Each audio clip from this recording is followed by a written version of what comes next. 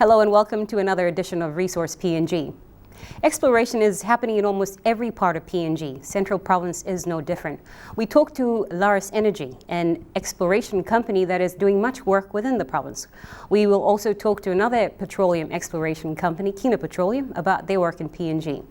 And a process that goes hand in hand with exploration project is social mapping. We talked to an expert in this field, anthropologist Dr. James Weiner, about what goes into this very important process. To start off, we have that interview with Laris Energy Limited's Managing Director, David Williams. He details the exploration project in what is termed the Taurus Basin, located within the Central Province. Good evening, viewers. With me tonight is David Williams, who's the Managing Director of Laris Energy. Welcome to the program. Thank you very much. Pleasure to be here. So tell us about Laris Energy. What is it and what exactly do you do? Look, Laris is a new company. We've only been around for a bit over 2.5 years, and principally we were set up to take a petroleum prospecting tenement that we have in Papua New Guinea and to take that forward to see if there's some oil and gas there. And so in that period of time we've been looking to raise some money, which we've done through private people, and develop our exploration work as far as the licence in Papua New Guinea is concerned. So are you able to give us a background on what you're doing in Papua New Guinea? Well, look, we've gone into an area that everyone has said over the years there is not oil and gas. We disbelieve that, and we've gone and looked at the available information, and that encouraged us. So we looked at some of the old data, we looked at what we could understand about what had gone on with the geology of the area, and we thought, hey, there looks like this is the same as up in the highlands, but someone has thrown a mantle of rubbish over the top. So it's like a buried highlands. So since that time, we've pulled that information together, and then we've gone out to get our own targeted data. Now, we do that by a method of seismic, and I describe it to people in the area a bit like a mobile phone, and the waves go off and goes to another person and comes back. Well, we do the same. We send it down in the ground and it talks to whatever the structures are down there and comes back. So, first of all, in doing that, we established our base down in the area. So we're east of Port Moresby, we're down the peninsula, and our main base we've established down at Kupiano. And so we've gone and we've focused our work initially in the deeper water to the south of the Ribbon Reef, and then more recently on the other side of the reef, just to try and find these pictures. And the results are very encouraging. So you're based in the central province of Papua New Guinea, yes? Yeah, now? we decided that most people are based in Port Moresby, I suppose for obvious reasons. The logistics of getting to where their areas are pretty hard. But we thought, no, we're about getting closer to the people down in our region. People have not had exploration down in that central province area. And so we felt we needed to be accessible to people as we were going through and doing things that they had never seen before. So as I said, we established our base in Kupiano. It's been very well received by the people down in that region because we are that much closer to them. All right, now that you're down there, do you actually do you offer employment to the people there in terms of what you're doing? Yeah, what we try and do is that we, obviously in and around the base at Kupiano we're employing people, but our exploration activities go right out through the Central Province and beyond. I mean, the tenement itself is over 16,700 square kilometres. Half of that is on land, and clearly extends all the way from Port Moresby all the way down to almost to Milne Bay, but not quite. So there's a big area we cover, and there's a big area that we need to do exploration. So our policy is, first of all, to try and site our work near villages. And then having done that, then we try and give work to the people in the village on a fair basis. So we try to spread the work around, not to concentrate too much in one area, not to concentrate too much with one group of people, to spread around. We can't give jobs to all, but we're trying to do as fairly as possible.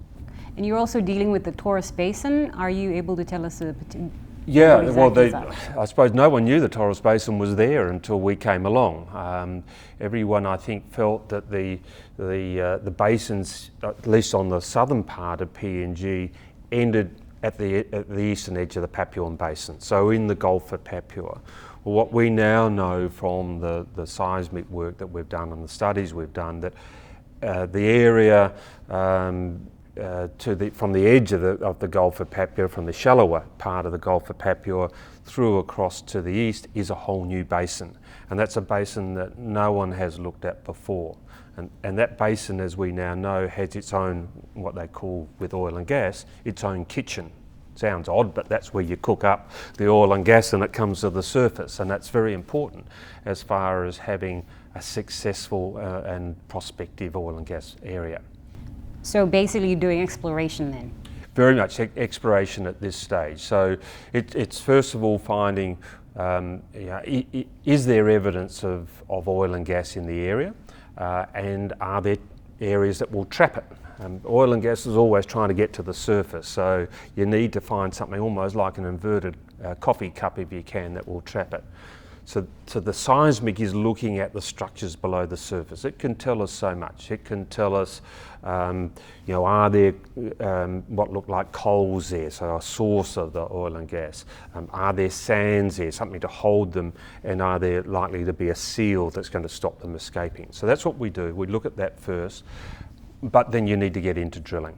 And so that's the next stage of what we're wanting to do after we've done some more seismic work onshore, is to then drill some wells onshore, and then that will give us the understanding and the clear evidence of what oil and gas is down there, what quantities, what consistency.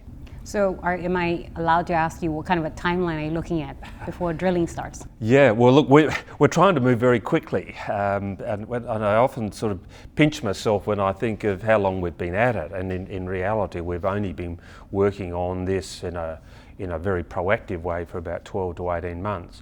And we're dealing with a whole new basin which no one has drilled in before. In fact, no one has done any exploration work in before. And every time we do work on it, it's been very positive and very successful. So, the plan is, and we have planned to do, first of all, some onshore seismic, which we're hoping to do in the last part of this year. And then that will give us some targets. It will give us some places to then go and drill. So our current plan is then to drill a number of wells onshore to the west of Cupiano in early next year. Now, and then that will give us whether there's oil and gas there. Okay. So what's your development plan going forward? Well, that's the immediate development plan. We'd also like to shoot some more of the shallow water onshore seismic that we shot in February. So in and around the structures we've already identified, in and around the reefs. And we use a technique there, and we use an operator there that is very well regarded in Australia for actually shooting over reefs, let alone around them. So we'd like to shoot some more of that, just to get some more understanding of some of the other targets we've already identified. And then the structures that we have identified in the deeper water, and we haven't talked about those, but they are huge. And they're huge, but the costs of the well are very high. So we know that therefore this is an area that we need to bring along a major oil company as a partner, or oil companies as a partner. Because what we're sitting on in this area, what we know that we're sitting on in this area, is not just the first part of an LNG project, it's an entire LNG project. There is, looking at the structures that we already know, sufficient gas there not to deal with the PNG LNG facility in its current form, but that 3 times over. So Mr. Williams, what would be your message to potential and returning investors? Look, the thing that I suppose has surprised me to a certain extent is about how good it has been to work in PNG. Particularly the people down in our region, they've been fantastic, very supportive. I mean, PNG is a place to do business. I get caught up in the buzz and the excitement that's going on there at the moment. I know a lot of the companies that are looking at that region. PNG is a place you can do oil and gas business at the moment, and PNG, I am sure, will be the next major centre for LNG in Southeast Asia. Thank you very much, Mr. Williams, for your time. Thank you very much for your time. There was an interview with Laris Energy's Managing Director, David Williams. After the break, we talked to another exploration company, Kina Petroleum.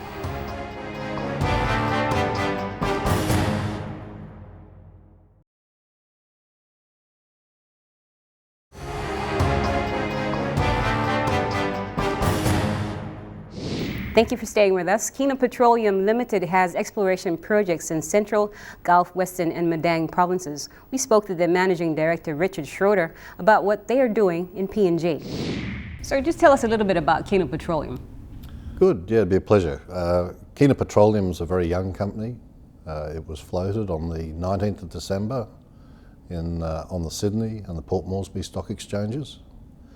It's a PNG registered company, and a good half of our shareholders would be PNG residents, PNG nationals.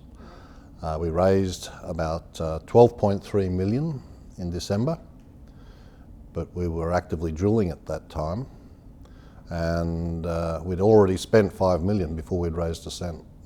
So we've gone through quite a tough time. It was a very tough time to raise money in the marketplace, but we did get the support we needed to float, and since then we've gone forward with the exploration activities where we've had the success in PRL21. But I will say that PNG is an excellent place to explore because you do get support both financially, and the rewards are good there too. Right. So we understand that your aim is to build a successful and sustainable oil and gas company, and the returns, and to have original focus and have strong returns for your stakeholders. So what kind of strategies have you got in place to achieve this? Well, we started as a pure exploration company. They were the PPLs that we had in the Papuan Basin down the southeast near Interoil's activity and discovery at El Cantaloupe. We had a block up near Madang and a couple of other blocks down near Port Moresby. When we initially went to the market in the beginning of 2011, the market just said to us, very interesting, but in these conditions, you really need to have something that's got more near production potential. And we were very fortunate towards the end of 2010 that PRL5 was put back onto the market for bids, and we aggressively bid for it, and we were successful in getting 15% of the PRL. So where's PRL21 located? PRL21's located very close to Kiunga. It's up the Fly River, and it's about 90 kilometres from the Indonesian border in the foreland of PNG, in quite gentle country, but it's still quite remote and requires full helicopter access at this point in time. The operator, the company that operates on our behalf, is Horizon Oil. That's also an Australian listed company. Okay. So how does your sustainable feature in your strategy? How does sustainability feature in? Well, we'd like everything to be sustainable, of course, but what we extract from the ground, of course, has a given life, and what we have discovered here will have a certain life at a specific price. We have found liquids and gas, and we would hope to sell those liquids at $100 a barrel, and we will extract, say, 50 or 60 million barrels from the fields at that price. When those liquids, when the oil is exhausted, then we will move into the gas phase. So it's a two-phase process. Now, if the gas or the oil price was to increase from $100 to $200, then we could most probably extend the production period. But at the end of the day, it's not in our stakeholders' interests for us to do things that are not profitable. And the sustainability of this will really depend on how long we can maintain production at a profit. All right. So what is the petroleum prospecting licenses? I think you've got several in the country. The petroleum prospecting licenses PPL337 near Madang, PPL338 and 339, very close. They completely surround Interoyal's elk, antelope and triceratops discoveries. And then we have PPL340 down near Port Moresby. They are petroleum prospecting licences. They are issued to us by the government for 6 years, and they are issued on the basis that we undertake certain exploration work during that period. At the end of the 6 years, we are entitled to keep 50% of the blocks, provided they are in good standing, and we relinquish 50% back to the government, who then reissues them to other explorers. Okay. So how is PNG's economy conducive to the growth of the petroleum industry? Well, there's actually two answers to that. The economy is helping in that it's providing investment in a company like ours. There are people that want to invest because there's growth in the economy and they like what we're doing. It's providing services now that weren't here previously that are good in terms of helping us grow the company. But in terms of the most important factor at the end of the day isn't so much the economy. I mean, you could have Hong Kong's economy and I wouldn't be here if you don't have oil and gas. And I gave a statistic this morning about that little area that we've been working near PRL21. There have been, in that circle I showed on the map, there have been 9 exploration wells drilled and 7 appraisal wells drilled. Of the 9 exploration wells, 6 have found hydrocarbons, 6 have been successful. That's a 66 2/3% success rate almost. And 100% appraisal success rate. That's fantastic. And what it tells you is that if you drill a valid trap with all the necessary ingredients of reservoir, source, charge and seal, in that part of PNG you're going to find liquids and gas. So that's the reason we're here. We believe it's a good place to explore, with great terms too. The government provides a lot of incentive for us to be here. What will be your message to the potential developers that they are thinking of coming into the petroleum industry in Papua New Guinea? Look, my message to them is, look, PNG is a really good place to explore, good geology, particularly for wet gas and dry gas. It's got good terms, you can make good money here, and there's a good culture here of exploration and success.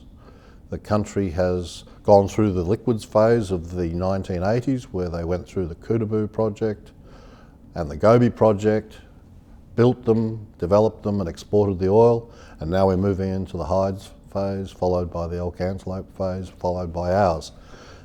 It's all very positive, and if I was looking to invest in a country for oil and gas, this would be the place I'd be coming. Thank you very much, Mr. Schroeder, for your time. Thank you for the invitation. That was a very informative interview with Kina Petroleum's Managing Director, Mr. Richard Schroeder. When we return, we shall learn more about social mapping and landowner identification, an essential part of any exploration project.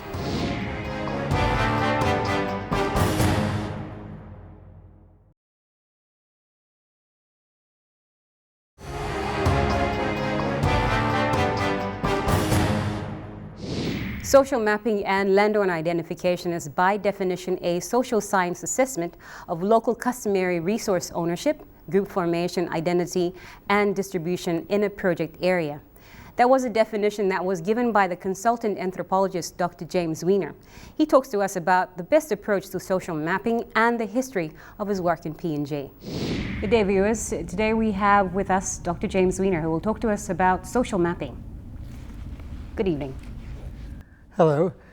Let me first say that because of the way that social mapping and landowner identification have been linked in various legislations pertaining to the resource sector in Papua New Guinea, my impression from reading the newspapers, for example, and seeing all the letters that are submitted on the topic, my impression is that your average Papua New Guinea person links social mapping to the task of landowner identification in a resource situation, and the idea that landowner identification leads to benefit receipt for those people who are benefit recipients according to the legislation. But social mapping is more than that.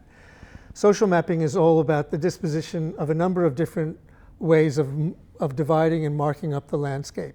And the most obvious one in Papua New Guinea is the landscape in which you find clans, villages, hamlets, households, gardens, various different residences that people use for different subsistence purposes. And that is, of course, one of the primary goals of a social mapping description, is to find out that customary way in which people are distributed around their own country. But also there are other ways in which Papua New Guinea is divided up. It's divided up into provinces. It's divided up into local level government wards. These things also now play a part in the way in which people identify themselves and think of themselves locally. So social mapping has to consider a number of different ways in which the land is divided, and in the way these land divisions function to order and to affect local people's lives. So Dr. Rena, how long have you been in Papua New Guinea, and how's your experience been? Well, I first arrived in 1979, and I went to the Southern Highlands province in the Mubi Valley, and I lived in one village for between 1979 and 1989, over 3 years. And during that time, of course, I visited many other parts of PNG, Mount Hagen, Goroka, went out to Milne Bay, was in Port Moresby a lot, of course. But then I went on to have an academic career, although I kept visiting Papua New Guinea, particularly the village of my original field area. I learned Pidgin, and I also learned the language that is spoken in the area in which I did my field work. I left academia in 1998, and I became a full-time consultant, although I've maintained a connection to Australian National University, which is where I got my PhD. And in 1999, I started working as a consultant for Chevron New Guinea, and I've been working in the Kutubu project area and the Gulf, and then more recently in Central Province for ExxonMobil since 1999. So I've spent a lot of time working as a consultant in the LNG project area for different companies who have been and who are no longer there in that project area. More recently, I've done some work environmentally in Lake Kutubu for oil search, and I've also done some projects on some of the development projects going ahead in the Fly River. So what's the best way of achieving excellence in social mapping? Well, you're talking to an anthropologist. And I lived for over 3 years in a single village. And in that time, I followed people to their gardens. I took genealogy diagrams for every living soul in the village and also the 3 neighboring villages in which I was living. I mapped gardens. I mapped sago places. I mapped routes that people take to hunting territories. And I even did rough maps of where hunting houses were built. But that took me, as I said, over 3 years. No company or government has the time or the money to fund an anthropologist to do a job at that level of detail. Hence, we have to do a job that approximates an ethnographic portrait of a whole region in a very much shorter period of time. And that calls for skills that will allow the researcher to gather that kind of information far more quickly and to make quicker estimates of the forms of land holding, the units of customary land ownership, and the social structure in which they acquire meaning. It all has to be done far more quickly than is done in ordinary classic anthropological techniques. More in that interview after this break. Do stay tuned.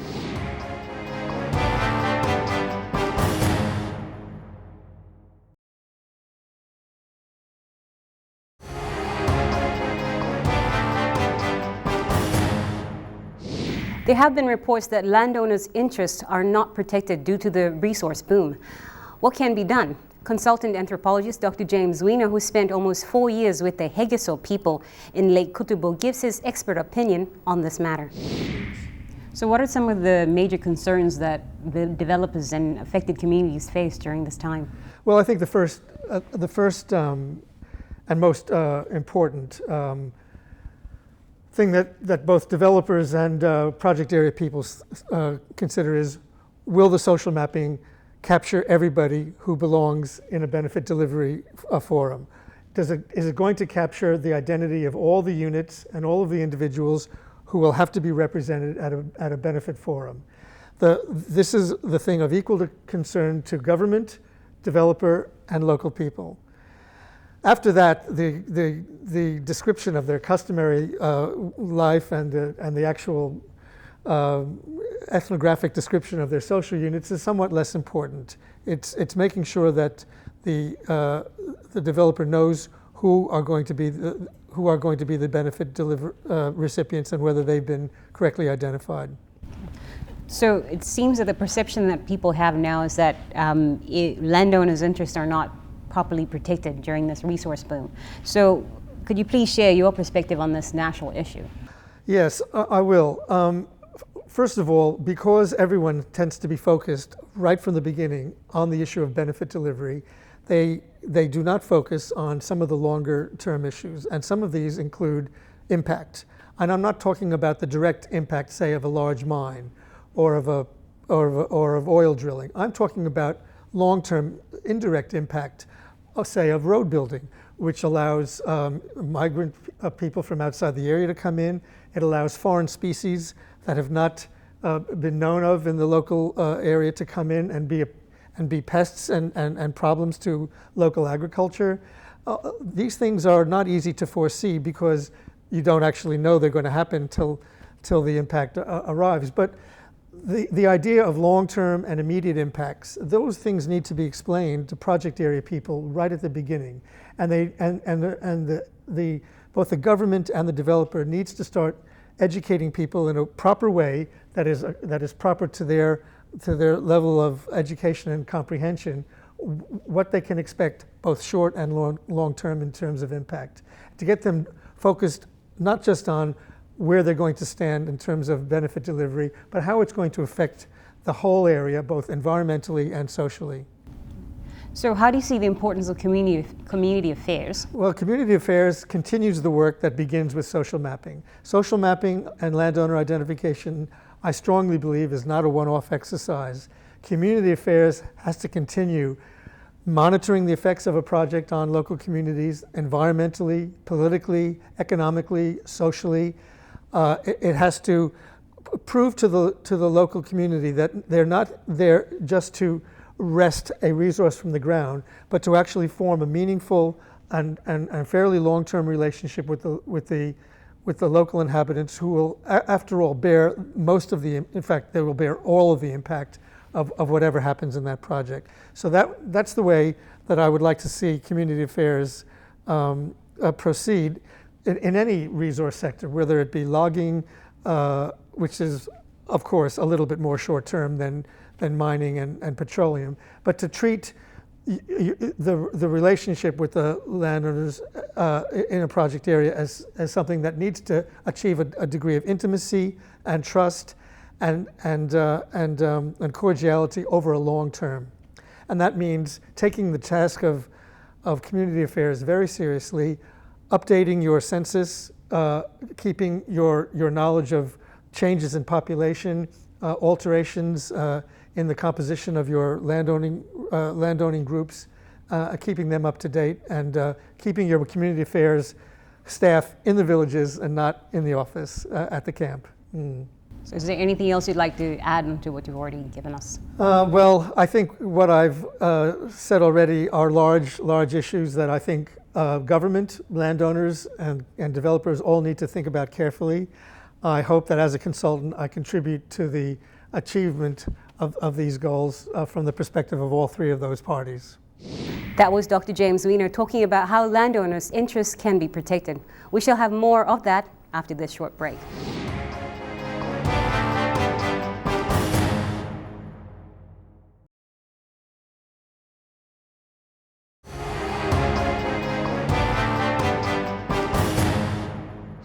Thank you for staying with us. Let us pick up where we left off on that interview with anthropologist Dr. James Weiner. So what's the role of the government in social mapping? Well, let me first start out by saying that I also do an equivalent to social mapping in Australia. That is, I work with Aboriginal communities, Australian Aboriginal communities, as they make applications for the recognition of their customary and traditional rights and interests in land under a piece of legislation in Australia called the Native Title Act. But the Native Title Act is quite well resourced by the Australian government. It has set up what we call native title representative bodies all around the country, and they are resourced by taxpayer money from the government to pursue and support, both with anthropological expertise and legal expertise, the applications for the recognition of native title by Indigenous people all around the country. That involves accurate mapping of their native title claim areas, accurate description of the claim group itself and who is in it, and also quite detailed information on how traditional custom has been maintained over the period in any given area of Australia since sovereignty was established. So these are big tasks and they cost a lot of money. The Papua New Guinea government does not have the money to fund these kinds of native title, what we call an analog to these native title representative bodies. They put all of the responsibility for funding both social mapping in the first instance and the continuing job of community affairs onto the developer themselves. And as a result, there's a constant tension between the developer, who does not feel that they are ordinarily have come to Papua New Guinea to take up the task of governance or of being a de facto government. And yet they find that willy-nilly they are in that role. And of course, they're not suited for it, they don't want to, and they're always trying to put the responsibility for all of these tasks back onto the government. This tension, I believe, will exist until the end of the resource boom in Papua New Guinea. There's no way of resolving it. The two are going to be in that state of tension for the duration.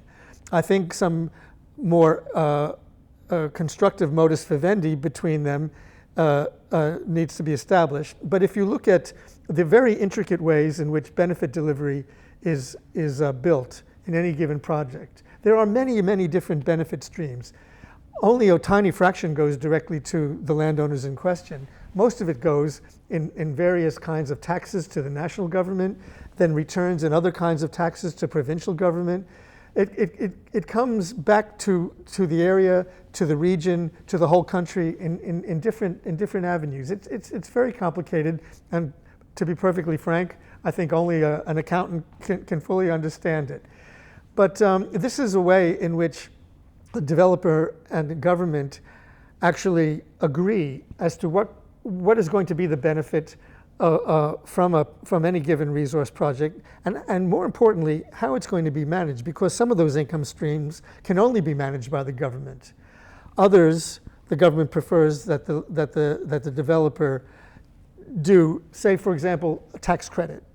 They will give the developer a credit on the tax owed from the resource if they will undertake a development project such as the building of a road. Now this has occurred on more than one occasion in the petroleum project area that I'm familiar with in the Southern Highlands.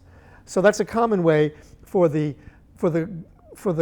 government of Papua New Guinea to take their tax that they receive from the developer, give it back to them and say, you have the expertise, you have the plant, you have the machinery, you do it, and we'll in effect pay you out of the tax that you owe us to do that. So that's another way in which that tension between who is responsible for the long-term development of a resource area, and also of making sure that at the end of the project, that area is going to be better off than it started beforehand, not worse off. So Dr. Weiner, you've talked a lot about social mapping and community affairs. So is there a model that can be followed, an ideal model that we could look at to actually go, yeah, this is the project, or this is how we're supposed to do this work? Well, I can think of two places right now in PNG that are turning out to be models for how things should be done. One is Lihir Gold, where I think Lihir Gold has taken seriously all the different dimensions of landowner aspirations. Their aspirations of political organization and representation, their aspirations for development, their aspirations for benefit delivery and for compensation for environmental damage. All of these things, the Lihir Gold is taking seriously and is treating as an integrated way of relating to the whole population of Lihir Island.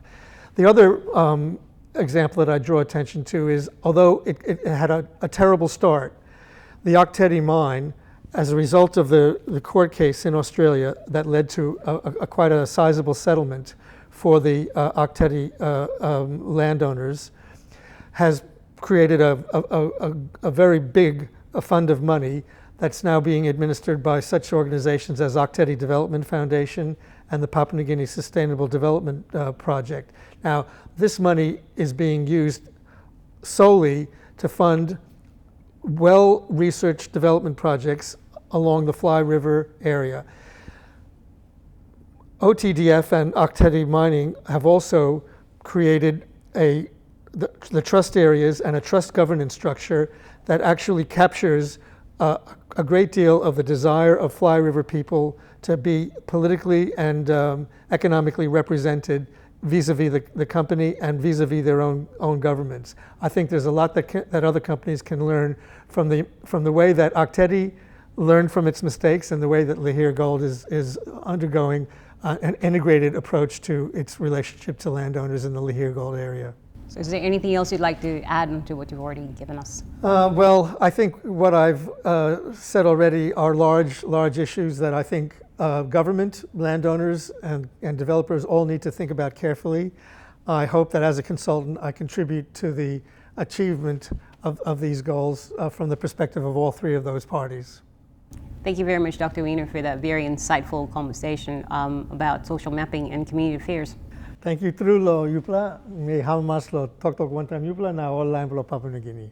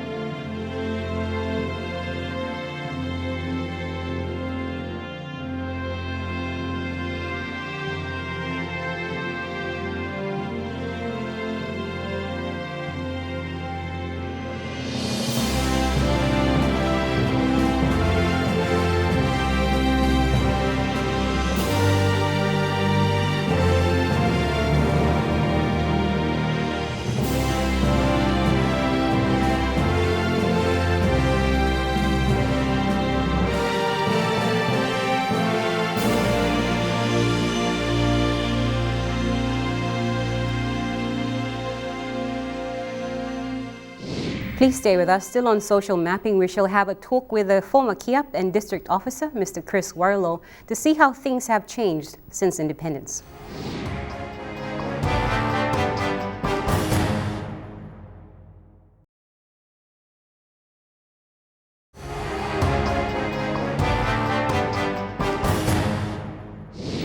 Social mapping and landowner identification is a very sensitive and essential part of any exploration project.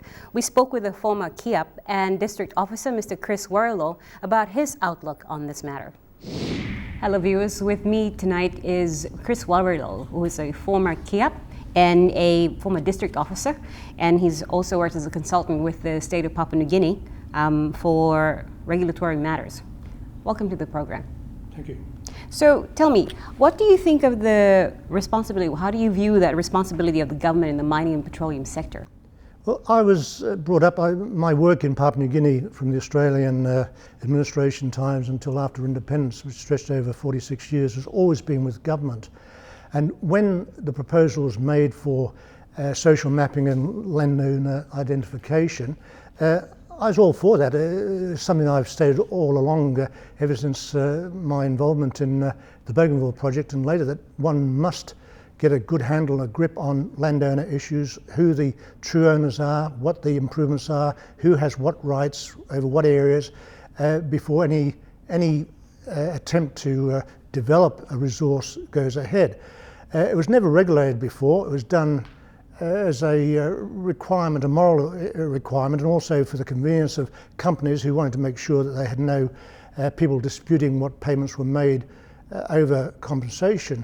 But as resources became less state-owned insofar as, even though the laws say they belong to the state, the government has abdicated responsibilities to some extent, to my mind, by handing over more and more in the way of royalties and equity to landowners. And so it's not just a matter of compensation now, a few $100,000 or a few tens of thousands of kina compensation for a lost house or tree or whatever it might be. It's millions and millions from the actual resource, which might be discovered and developed in a very, very small area. And so a lot of that wealth is not going to get to the majority of Papua New Guineans as was required under the Constitution. But obviously, to achieve the correct identification, social mapping was required. And so it was written into the new Oil and Gas Act, which replaced the Old Petroleum Act. And the onus, despite my advice to the contrary, to determine land ownership and land rights, the onus was put on the companies, the foreign companies. And I don't think it is proper for foreign companies, generally, even though they might be registered in Papua New Guinea, foreign companies to determine who are landowners and what are customary rights in the sovereign independent state of Papua New Guinea. It should have been a government responsibility. Obviously, the government has to accept the social mapping reports and uses them for the business of the forum before development goes ahead. But it is the company that is paying, and it always leaves the company open to paying the bill, getting the results that it wants from its own consultants. So there should be more government control over the social mapping. But the other issue is, of course, it's in the Act, Section 47 of the Oil and Gas Act, it's a requirement, but the government, after all these years, still, as far as I know, hasn't made the regulations which are how to carry out the social mapping, that sets out the nitty-gritty, the workings and the obligations, have never been brought into law by being made a regulation by the Governor-General on the recommendation of advice of Cabinet. And so there's still no real legal authority as to accept that the company shall do social mapping. The foreign company, the company shall determine who the landowners are and what their rights are and who gets these vast amounts of money if and when some form of development comes along. So that's my main criticism. One, it should be more government responsibility and less company responsibility. And two, that the government get the regulations in place. It's a simple matter. Thank you very much, Mr. Chris Warlow. Okay, my pleasure. Thank you. That ends another edition of Resource PNG. If you have any queries about the program, do email it through to resourcepng@mtv.com.pg or check MTV online. That's www.mtv.com.pg and go to our Resource PNG page. Until next time, have a pleasant week.